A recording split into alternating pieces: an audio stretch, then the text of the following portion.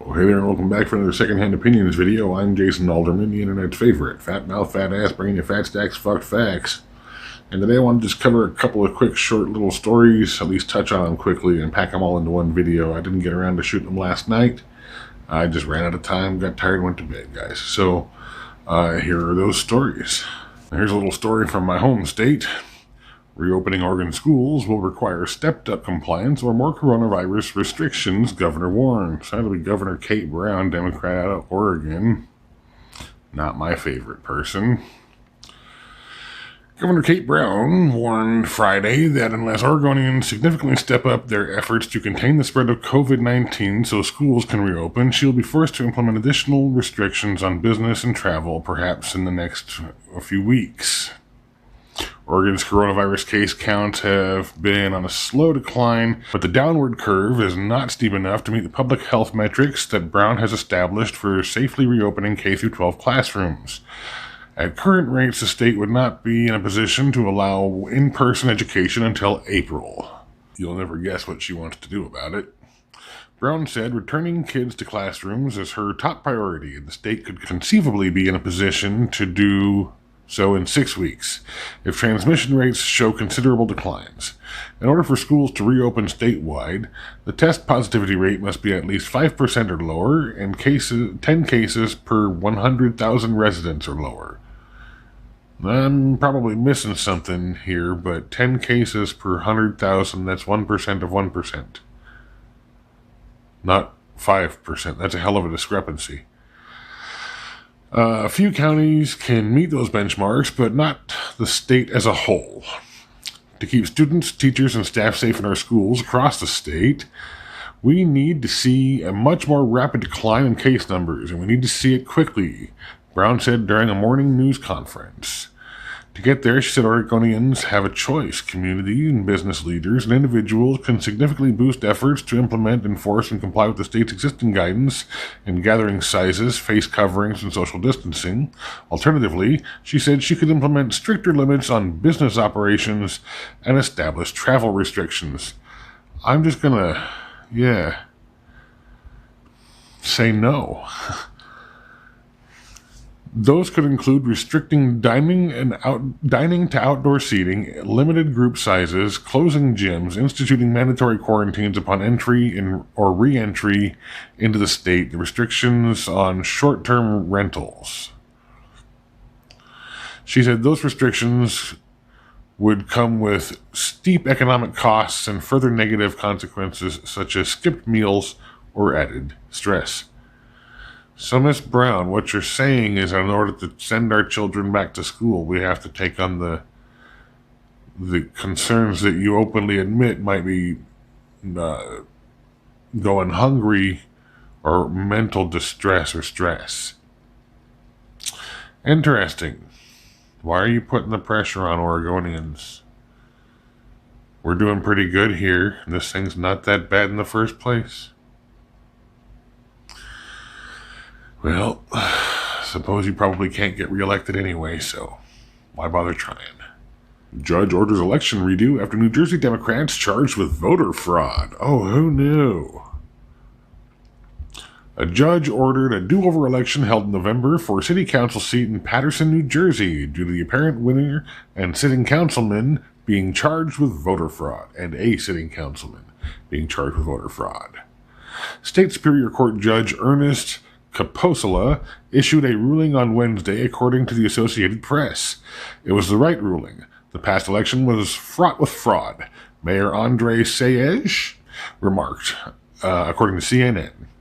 The city will comply with the judge's decision, and we created the mayor's election awareness team to preserve the value of the vote in Paterson, he noted. I don't believe you, the AP article continued, yada yada. That's fine.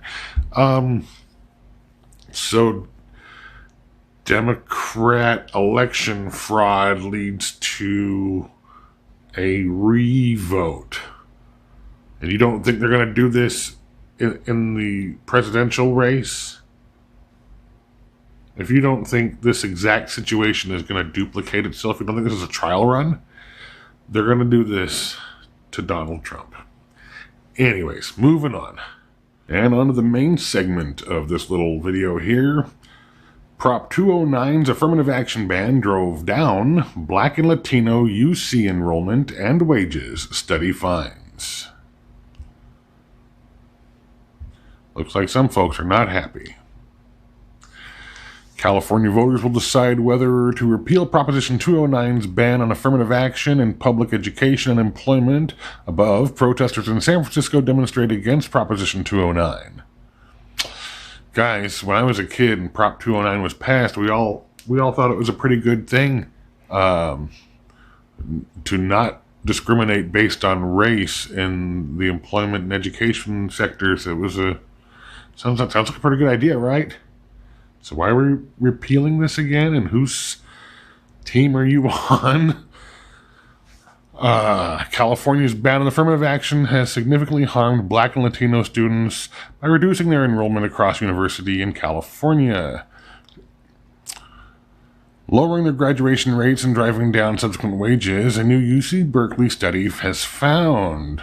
The study released Friday also found evidence that the affirmative action ban imposed by Proposition 209 did not significantly harm Asian Americans and white students denied admission to UC's most selective campuses. That's because they enrolled instead at universities of comparable high quality and earned similarly high earnings in the following years. This study presents several complementary pieces of evidence that suggest that the benefits provided by affirmative action to Black and Hispanic Californians prior to Prop 209 substantially exceeds the costs faced by white and Asian Californians, and that those costs may have been quite small, said Zachary Bleemer, the study's author and research associate at UC Berkeley's Center for Study in Higher Education. The findings come as Californian voters weigh whether to support Proposition 16, a proposed constitutional amendment on the November 3rd ballot that would repeal the 24-year ban on preferential treatment in public education and employment based on race, ethnicity, or sex. What the fuck, Cali? Berkeley? University of California, what are you doing? You've already got one study coming out of one of your own schools saying this has negatively impacted the people involved. I mean, they did say getting rid of affirmative action ban. Prop 209's affirmative action. I don't understand what we're doing here. California's ban on affirmative action has significantly harmed. Yeah. If you ban affirmative action, it's going to hurt the people that affirmative action ban. Okay. I just make sure I'm reading that right. This is absurd. Why would you abolish affirmative? I mean, okay.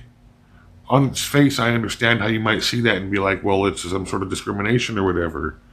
There's an awful lot of clamor about helping marginalized groups, race, ethnicity, gender. Wasn't that what we're talking about here?